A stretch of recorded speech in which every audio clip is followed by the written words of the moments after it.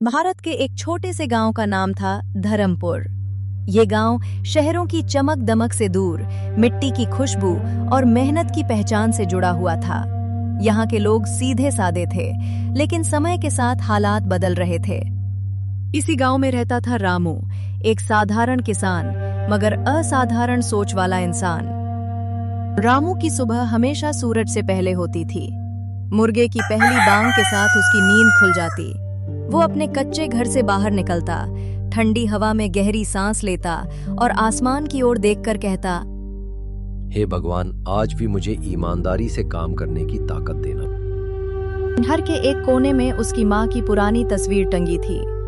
माँ अब इस दुनिया में नहीं थी, लेकिन उसके शब्द आज भी रामू के कानों में गूंजते रहते। बेटा, झूठ से कमाया गया अन्न कभी पेट नहीं भरता। रामू के पास सिर्फ 2 बीघा जमीन थी, ना ट्रैक्टर ना आधुनिक मशीनें, बस एक बूढ़ा बैल, कुछ पुराने औजार और मेहनती हाथ। उसकी पत्नी सीता भी खेतों में उसका साथ देती। घर में 2 बच्चे थे, मोहन और गुड़िया। पैसे की हमेशा तंगी रहती, लेकिन रामू ने कभी गलत रास्ता नहीं चुना। गांव में अब हालात बदल चुके थे। ज्यादातर किसान ज्यादा मुनाफे के चक्कर में नकली बीज, ज्यादा केमिकल, गीले अनाज में मिट्टी और तौल में धोखा करने लगे थे। एक दिन गांव की चौपाल पर चर्चा हो रही थी। अब ईमानदारी से कुछ नहीं होता रामू, थोड़ा बहुत मिलावट करनी पड़ती है। अगर हम खाने में जहर उगाएंगे तो हमारे बच्चे क्या खाएंगे? लोग हंस पड़े। कोई उसे मूर्ख कहता, कोई पुराने जमाने का। कटाई के बाद रामू अपनी फसल मंडी ले गया। मंडी में शोर था, धूल थी, चालाकी थी। एक आढ़ती ने बोरी उठाकर तौल की और बोला, रामू, तेरा अनाज हल्का है, दाम कम मिलेंगे।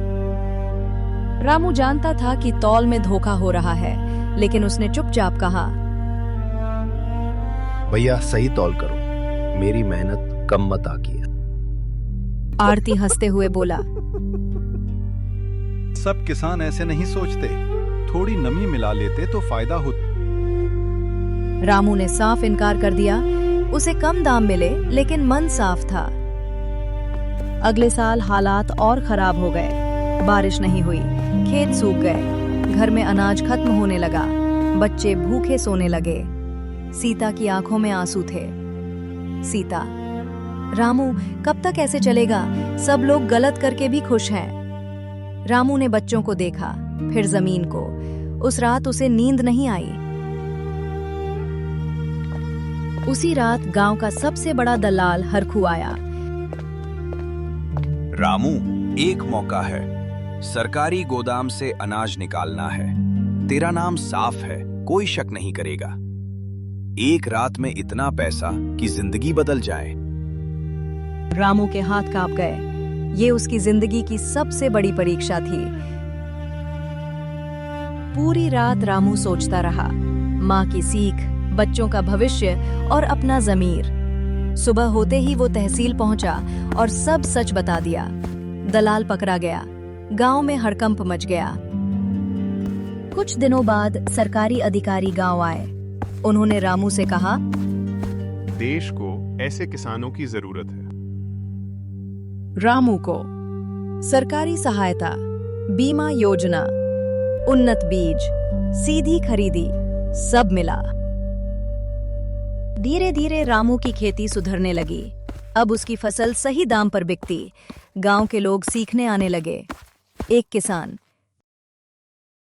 रामू, हमें भी सही रास्ता दिखाओ। ईमानदारी में समय लगता है, लेकिन फल मीठा होता है। सालों बाद गांव बदल चुका था। बच्चे स्कूल जाते थे, मिलावट कम हो चुकी थी। एक दिन स्कूल में भाषण प्रतियोगिता थी। मेरे पापा किसान हैं। वो सिखाते हैं कि सच से उगा अनाज भगवान का प्रसाद होता है। रामू की आंखों में आंसू थे। लहलहाती फसल, मेहनत की खुशबू। ईमानदारी एक बीज है। अगर उसे दिल से बोया जाए तो एक दिन पूरी धरती बदल देता है। ईमानदार किसान देश की असली रीढ़ है। है।